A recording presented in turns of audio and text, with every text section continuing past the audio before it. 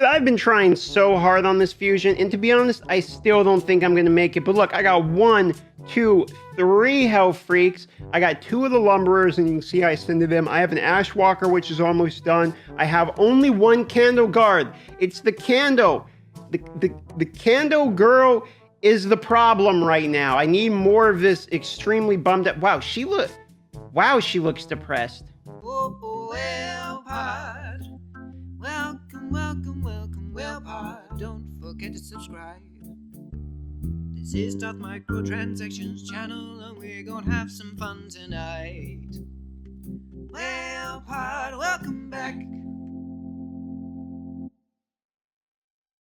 This is actually pretty exciting. You guys didn't see this yet, but I got Ninja the 6-star, and on top of it, I've been farming potions, and I just got to the part where I can now make the potions, and Ninja is fully ascended to 6 stars. So we are going to put to the test the validity of the statement, is a unbooked Ninja better than a booked starter? Because I have Galek here, and he's, somewhat booked. I mean, mostly booked for the bit of it. Anyway, we're going to find that out. But on top of it, check this out. We have Shadowkin, a chance to row, a banner that has speed on it, and it's just defense and HP. Nothing great. We need accuracy, obviously, but for the time being, this might do something. Oh, man, that could have been awesome, man. That could have been awesome. We still need accuracy, but it could have been good. And look, we have 5-star crit damage necklaces ready. I guess we have a 4-star crit damage one already, but we can get a 5-star crit damage one to get a little bit more crit damage if we need it. So I don't know. I'm kind of excited by this. I mean, I'm going to put this one on for right now. Equip that. Give him a little bit more tanky stats. And look at the stats now. Look what we got on him. He's 106% crit rate, 124 crit damage. So obviously we could use, maybe some better gloves. Then we got 30,000 HP. The defense is getting there, and the accuracy definitely could be better. But for the time being, it's not terrible. It's not that bad. One thing though is obviously the masteries aren't quite there yet. Still working on that. We have no gems. I've been using my gems for energy at the moment. I figure that's probably not that bad of a decision since it's champion training. I am trying to get this legendary book. I do want to book Ninja, but we got to finish Landicus, because if you look, one more book. That's all we need for this. And then the third move, I would like the cooldown, which is 3 more. But I'm kind of debating if Ninja maybe should get the 3 books over this, because the extra turn chance would go up 15% more, and then another cooldown, which would be really great, especially since I'm running her Relentless. But there's, 3 more to be had there. So there's a potential of 7 books going into Landicus, potentially at the actual worst, whereas 7 books for him would completely book out that, put 3 into there maybe, or even start working towards, the percentage on that. I mean, all of these ones are something that would be good. So it's a pretty hard decision at the moment. So it is the summoning event currently, and there's a targeted summoning boost, and this one is really hard not to pull for, because underneath me here is Bad Alcazar, which is obviously one of the best characters in the game. Then you have Smash Lord, which is a really good block debuffer and arena character who would be fantastic to use. Then there's Cythalia, who I own on my main and I've used in a lot of content. I mean, a lot of content. I like all of these, okay? I have no Void Shards for Sifi, but I also have Ancient Shards, and I've had Rector on a free-to-play account, and Rector is insane. You guys might have seen my collab with Ash, where we talked about Rector as well, and she's another reviver, so that's potential. I don't actually need her 100%, because I do actually have the other reviver, but she's ally resistance in Doom Towers, whereas my other reviver, the Hippo, is all battle. So I could put the Hippo as a lead, still have her with the resistance from the Vel and Perfect Vel, etc., and then still give the bonus resistance from the other guy and all that, maybe make him fairly resistance, and then, that's kind of my idea, maybe for Rector Draft. That's my argument there. But where we start to get into the interesting ones is like Vogath here. Hits 3 times, and we have a charge with Landicus, right? So because of the way Landicus charges, I like triple hits, and increasing the duration of a random debuff with a triple hit could be pretty good. I don't have many poisoners right now, so having a debuff increase would be nice, because I could use my Grave Chill, or when we pull for Frozen Banshee, for instance, we could use that. The A2 of Provoke on all enemies with a decreased attack would be very nice because I don't have really a form of CC yet, and I do have a stun set I could put on him. Then we have the passive. Whenever he's attacked, he heals the ally 50% of the damage received, 25% of the damage received from boss attacks. This champion only receives half of the heal that all allies receive. So that is a very good passive as well for healing. And the only healing we have at the moment is active healing with Vrask attacking. And in order for that to happen, we have to have a charge or something. So another form of healing would be nice. But then look at this. We don't have any form of leech yet. When attacked, places a leech debuff on the attacker for 2 turns. If the attacker's under a provoke, has a chance of increasing the cooldown of a random skill, occurs once per attack. So I don't care about the provoke increased cooldown. What I care about is the leech, because we don't have a leech yet, and once again, we do have a charge. So if we had leech on something like the clan boss, or really, AoE leech or anything like that, then what we could do is effectively not have to worry about lifesteal and healing as much. So I think this guy by himself would probably deal with our healing situation and the sustain. Then we move into Ox the Rememberer, who I think is another interesting guy. Look at the basic attack here. Attacks twice, chance of placing a poison. This can go up, however, when booked up to 30%. So it's a double hit, 30%. It's okay. Attacks an enemy, heals all allies 10% of their max HP, healed extra 2.5% for each debuff on the target, okay? So you got a heal. And then look at this. This is great. 50% decreased attack buff on all enemies 2 turns. Chance of decreasing enemies turn meter by 20%. Also decrease crit rate debuff on the target for 2 turns if they have 50% more turn meter after the turn meter decrease. Don't really care about the decreased crit rate, but decreased attack, AoE, pretty good. And then decreasing turn meter, AoE, 20%, pretty good, okay? So, I mean, that's not too bad. And then you're going to be able to get that down to a 3-turn cooldown, and the chance goes up to 100% chance of decreasing. So you get the kind of guarantee. It's almost like a Sylar move.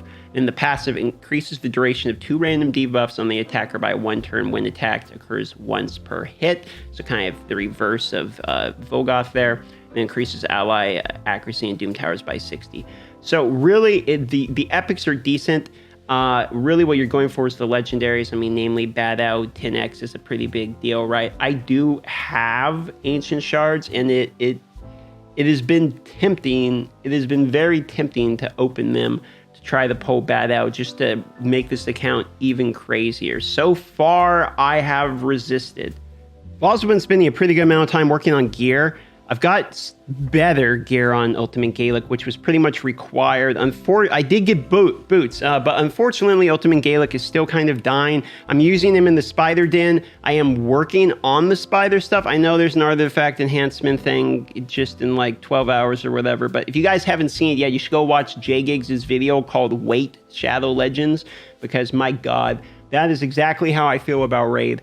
Every single day, it's like, prepare to do this, but you can't do it yet because there's an event tomorrow, but you can't do that event because there's another event halfway through that one, the double dips with the next one. It's just, you got to go watch this video. He nails it perfectly. And look at that, going 15 to 16 was instantaneous. That never happens. But yeah, so anyway, I got some gear on him. I got to work on the chest plate because it's the accuracy and all that. But you can see he's a little bit tankier now. And then Apothecary, I've been working on getting in as fast as I possibly can. I don't have a banner on him yet, so he's going to get even faster, but I have him at plus 124, which I actually feel like is not that bad for this point in the game. He's level 50, plus 124. That's without like the bonus masteries that'll make him even faster, and that's without a banner. So I actually feel pretty decent about that right now because we got gloves that have 12, the weapons got 13, the helmet's got 6, so that could get better, but we got 15 on the chest plate. Obviously, just 5-star boots and then 9 on the shield. So we can get better shield. I have a shield that has 18 total on it. So I could probably replace with a speed helmet here and probably gain like another 10 speed or something. But I would have to replace the Hippo's gear. Speaking of the Hippo, I actually worked on the Hippo a little bit. So you can see his stats. They aren't amazing, but he has plus 95 speed. He's got some speed. He's got some health on him too. And you can see I found a resistance set that has this on it here. So it's a 6-star, but it's HP percent. So, I'll probably work on that during the artifact enhancement. Same with this one. This is the HP and speed, but it's 6-star. So it's not too bad. And I got a 4-star set that's just HP primaries, basically with a speed primary boot. And then this is the shield I was talking about that's got 18 speed. So I actually have some, I'm getting better at the gear. I'm spreading it out a little bit around people and getting everyone everyone a little bit of gear. I'm trying to, I haven't been that efficient with my silver, if I'm being honest with myself. I could have all had a bunch of better 16 gear so far, but I'm really working on the pieces that I think are good. Like I'm focusing on the gear, not the champions, if that makes sense. It's like, I like this piece of gear. I'm going to max it regardless. I'm going to fit it on somebody, and then I'll just pay to have it moved as my characters go. But it's actually been a decent strategy so far. So I have got 4 pieces of retaliation here in Armiger. So he's, heavy on the defense. This needs to go higher. This is going to be another one. It's going to be leveled during the artifact enhancement. And then we got, speed on him and all that. So he's 56 speed, but very heavy on the defense and accuracy with 100%, over 100% crit rate. So I got to adjust his crit rate a little bit. Lanicus got better ring if you check out the ring. I mean, look at that. Defense, obviously the flat attack gutted me when it rode that, but the defense rode pretty good. So we got some more stats on her. She's only 69 speed is the thing. So that's a little bit of a bummer. Her chest plate's going to be changed out because it's just a 6-star temporary level 12 chest plate, and we got a helmet that has 10 speed on it, and the gloves only got 5 speed, and none of them have, like glyphs or anything on them. But I'm trying to keep the crit rate, which is why I got the crit rate set here, because I need 100% in order for her continuous heals to pop off. But the thing is, the Banner of Legend gives her 30% crit rate increase anyway, so I could build her sort of like Code Heart with like 70% crit rate. So I've been going back and forth debating it, and probably going to make her tank here once we have a better option, because I don't have too much. Something like this maybe, like if this rode speed like 3 times or something, of having like 12 speed, and then we had a crazy Immortal shield or something. But you get the picture. That's kind of where I'm at on the gear there. Oh, and Ninja and Galek. So Galek has the original 12, stuff you get from the login, basically. That's what he's got on. Now, Ninja, I actually upgraded his gear a good bit, because if you look, I got myself a pair of legendary lifesteal crit rate, which rode crit damage twice, speed twice. So we got a little bit of extra damage out of it. Obviously, I showed you the necklaces. The boots, I really want to change up the boots, because we are overcapped on crit rates. We could drop a little crit rate, but that's 13% attack, which is going to be hard to leave, and has crit damage and all that. So we could drop the crit rate and get like a 6-star pair of lifesteal boots for a little bit more speed for the 10 more speed, but we lose a little bit of the damage and all that. Obviously, we need an accuracy banner there on that, and I'm still pretty happy with this and this row. I'm not being too picky with the gear. I'm pretty happy where most of it is. I got this new helmet during the Lifesteal 2X event, so I'm going to level that one too, which I thought that one ended up pretty well. Obviously, there's no speed on that bad boy. And if you want to kind of see where we're at on the actual gear itself, you can see I've been winning a lot of these tournaments, and I've been paying attention to them. I'm only 4th place in the Spire tournament. It seems like I have more competition than I thought, and a lot of these are actually garbage pieces that are eventually going to get sold, but I like seeing how many tournaments I've won, so I've just been keeping them. And then if you look here, I've been selling most of my lifesteal gear. I kept this one. Try rolling it, maybe it gets 20% crit rate or something, but we're really low on shields, and we don't have too much good gear. We have a defense percentage one there, but we don't have any any speed boots or anything yet. So I need to farm some more of that. I've been slowly collecting decent resistance gear pieces, because I think I'm actually going to use that on something. Oh, and the other thing is Vrask. Like if I show you my Vrask here, so I did actually work on Vrask. So what I did is I put him in all HP percentage primaries, including the boots and the Relentless set. So it's not speed, you're worried about just that, just the Relentless. And I tried to get him with just as much crit rate, as possible, to at least get over that 70%. So when he's with Lanicus, he'll have 100%. And that's kind of what he's at now with as much HP. He's only 4-star. He doesn't have rings or whatever on him at the moment. He needs more HP and all that. But that's kind of where it's at. And this is, you know what? Can we get the? I'm gonna take a shot at leveling these right here, because. Oh, well, I was going to say, because if that rode crit rate again, that would help him out a little bit. But that's kind of where most of my characters and gear is at. I haven't really thrown much gear on anybody else or started working on much else. The rest is just kind of the trash stuff that's been laying around for whoever it is that's, using it. But I'm pretty proud of where the account's at so far, to be honest. I quite like it. Most people have at least some gear. I'm going to go more 5-stars now. I think I'm going to probably 5-star High Katoon, maybe 5-star Vrask, and the Hippo maybe marked, and then start getting more 6-stars. Maybe we'll just 5-star Vrask or something, and just because I think we need some more like healing support. I feel like we're dying pretty easy. Or we could just get the Hippo, since he has straight and the revive and all that. Having a hard decision on who gets the next 5-star, but the next 6-star anyway. For the next 6-star, it's probably either going to be Lanicus, because Lanicus actually hits really hard, and she's kind of a beast. I have one on my main, so I know she's quite good. Or it might be Apothecary for the Giant Slayer procs, plus we're going to be using him a while. Could be Armiger, because I like Armiger a lot. Could even be War Maiden, but more than likely, oh, hey, look at that. We just got a YouTube member right as we're doing this. So I guess that's a good way to wrap up the video. If you are interested at all in supporting the channel, you can become a member of my YouTube channel. And it's as cheap as $2, and you'll pop up on screen. I'll shout you out and all that. And on top of it, you support the channel and you get some emotes and an icon by your name when you comment and stuff like that. You know, pretty typical membership stuff. So love y'all. Thanks for watching this update, a free-to-play video. I'll see you on the next one.